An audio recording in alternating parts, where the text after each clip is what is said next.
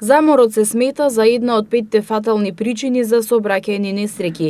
20% од сообраќајките што се случуваат на патиштата се поради заморот на возачите. Од Републичкиот совет за безбедност на сообраќајот на патиштата апелираат возачите да го следат нивото на заморот за да не се случи да го загрозат сопствениот и животот на останатите учесници во сообраќајот. Републичкиот совет за безбедност на сообраќајот на патиштата ги советува возачите да се наспијат и одморат пред патувањето.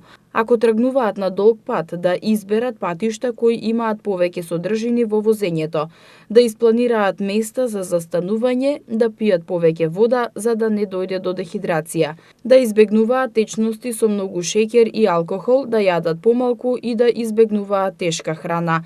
Возачите потребно е да прават кратки паузи на секои 2 часа.